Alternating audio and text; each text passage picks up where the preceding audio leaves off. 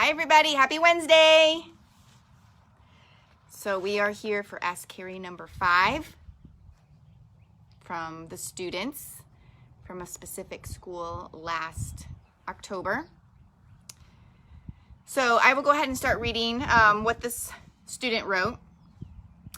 What made an impression on me about Mrs. Portell's presentation was how she climbed her mountain of recovery. If you ever heard any of my presentations, I always correlate my 4-year recovery with climbing this huge mountain.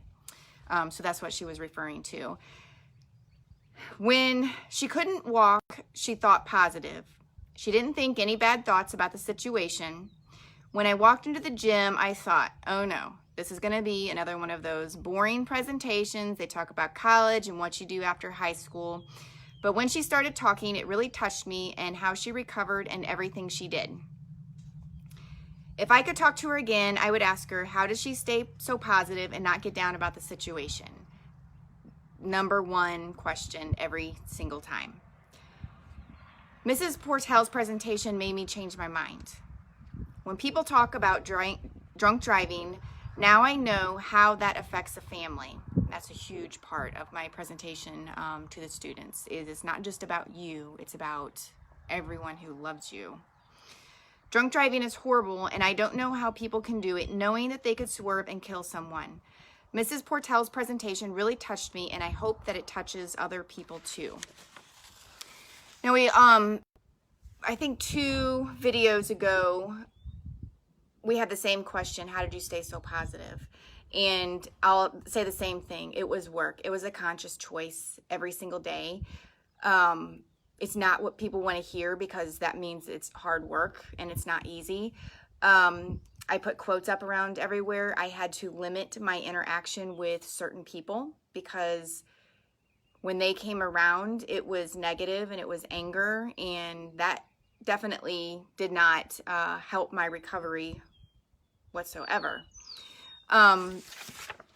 Hers, when she talks about how it changed her perspective, I always hope when I talk to these students that they will take it along with them throughout their adulthood, because it's my distracted driving presentation is heavy. I mean, there is no let up. I mean, from start to finish, it's hits you in the gut. It's emotional. I want you to know how it feels. I want you to know how it makes your family feel. And if you feel, that emotion is what sticks with you.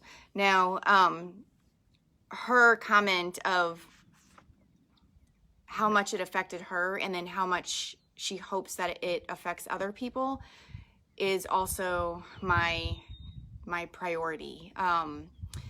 A lot of parents have messaged me or emailed me after their student comes home from high school and says, I just want you to know that they just have not stopped talking about it. And it's very in the moment. So my goal for them is to continue taking it into their adulthood like I did.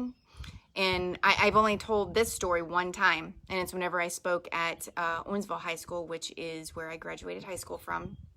That when I was a senior in high school, I sat in the bleachers of the Owensville High School gym, and there was a woman who was in a wheelchair giving her presentation.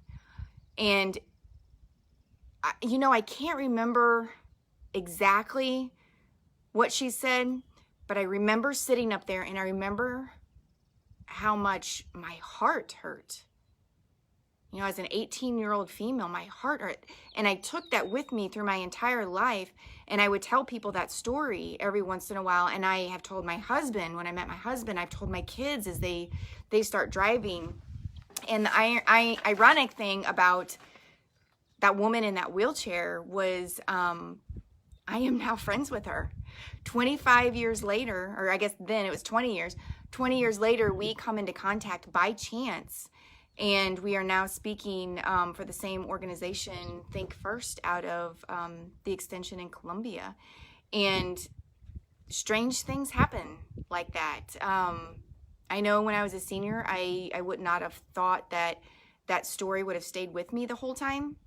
Definitely did not think that I would meet the individual and become friends with her. And she has a place in my heart. I'm talking about you, Miss Penny.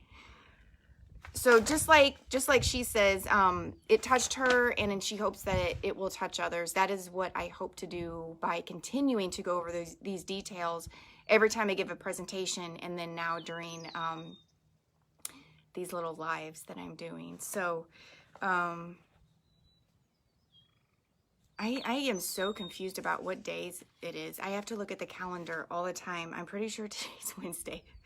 So I will see you in 2 days on Friday, and we're about halfway through, maybe a little less than halfway through of the questions that she gave me. So if anybody has anything that they would like, I definitely won't use your name online. You can just send me a question or comments. I might go through back some of my old messages that you guys have sent me and bring up some of those. So toodles, I'll see you guys on Friday.